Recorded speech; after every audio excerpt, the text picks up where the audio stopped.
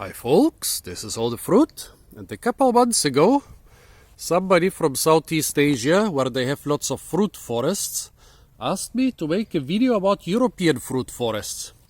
Well, we don't usually have fruit forests in Europe. They are not a very traditional thing. The traditional orchards in Europe are usually very closely maintained, and yeah, after decades of neglect or abandonment, they can look like fruit forests, but usually you have orchards where you have, where you manage the trees, you cut the grass under the trees, you might even plant grapes or vegetables or grain under the trees traditionally. There is one notable exception to this, where, well, basically not really fruit but nut plantations attain the size and height of basically forests, and those are the chestnut plantations. Here I'm near the city of Heidelberg in Germany, in a place that looks like part of the forest. But if you would look at the really detailed maps of the area, the ones that show every little plot by owner, you will see that the city forest is basically 5 or 6 giant plots. Well, this area here, which is on the edge between the forest and the orchards and vineyards, is an area with teeny tiny plots.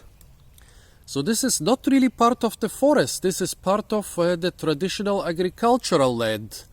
And if you look at the trees around here, you would find a couple young maple trees, and here some, oh god, what was this, carpinus, I even forgot what it's called in English. Couple young maple trees, a couple young carpinus trees, here or there a couple beech or hazelnut, but all the older trees, without a single exception, are chestnut.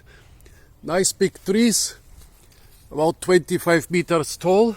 Most of them, they're 30 to 60 centimeters thick, about 1 to 2 feet. A couple of them really old, like this one, and over 4 feet or well over a meter thick. And yeah, even if you look closely, you will see, yeah, nowadays this looks like a forest, but look at this rubble band here that almost looks like a scree. This is not a natural thing, but the owners of the plots to the right and to the left, they just would throw all the rocks to the border between the two plots, so as to have it easier to manage their own plot. And it shows me that this wasn't always just a mere chestnut plantation, but it was typical back then. You would plant a mixture of grapevines and fruit trees and nut trees. And yeah, I'm not exactly sure when this mixed cultivation here was given up. It's also quite probable that it started out as a mixed plantation, but then later the only things that outlived everything else were the chestnuts. We know that there were pretty much pure chestnut plantations in Heidelberg hundreds of years ago. Well, but you don't basically need to work the soil in chestnut plantations, so I guess this rubble band here means that there was other stuff being grown here some time ago, but like you can see from this chestnut here, for well over 100 years this was just a chestnut plantation. Very important to the Heidelberg economy and nourishment of the population in former centuries. So important that there was actually a huge chestnut plantation right above the old town and the castle, which was very bad during sieges because the enemy could basically sneak up on you and also make a lot of siege equipment from those nice huge trees. Where do those chestnuts come from actually? Well, the Romans introduced them here. The Mediterranean or European chestnut we don't know where it originates because it has been planted for thousands of years.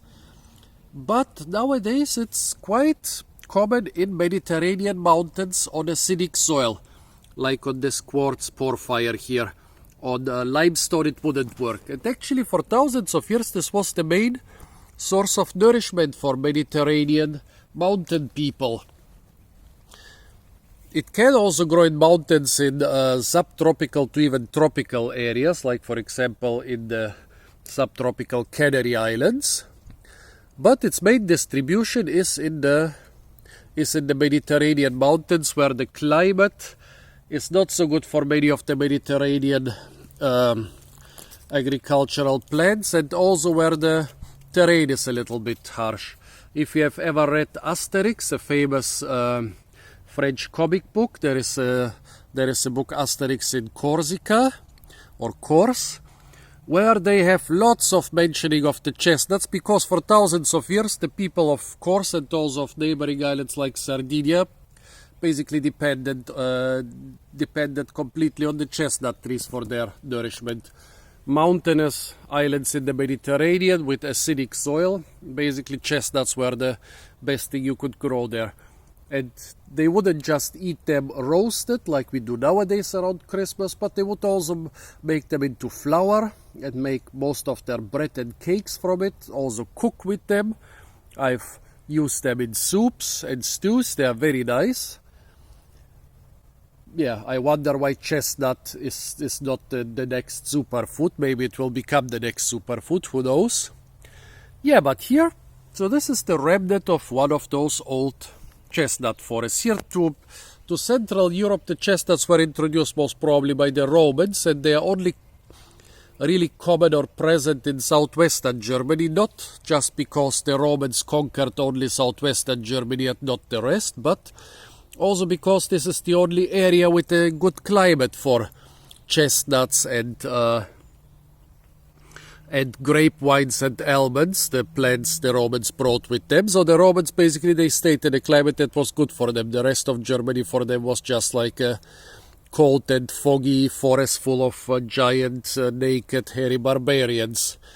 And yeah, even to the present day, despite the fact that for example, wine cultivation during sometimes spreads through the rest of Germany. Nowadays, really the only areas where wine and chestnuts and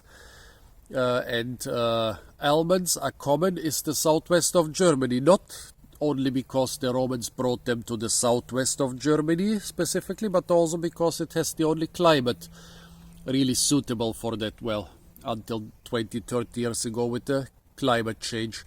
So whenever you see in southwestern Germany, usually in areas near the towns and villages, forests where all the older trees are chestnuts, and where you might find some old rubble walls, so those rubble bands in the forest, you can be pretty sure that this is not a forest, but actually an old chestnut plantation, basically the closest thing we have to a fruit forest in Europe. Well, why do you make chestnuts? Why do you grow them in fruit forests and not in normal orchards? Well, normal fruit here in Europe, most of it is quite tender, and we want it, we don't want it to fall to the ground, but we want to pick it. That's why we have orchards with small trees.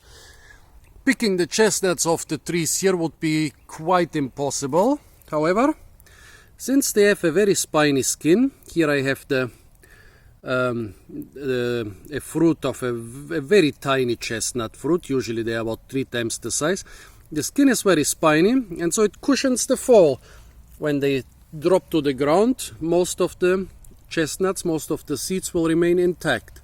And because of this spiny skin and also of the hard skin of the seeds of the chestnuts itself, it's quite possible and quite feasible to grow those chestnuts not in orchards but in huge fruit forests. Basically in autumn you will wait till the wind blows down the chestnuts, and then you will come with your whole family and collect them. And yeah, the chestnut harvest in many areas will determine whether you'll have a comfortable winter with full stomachs or wherever you will have a famine.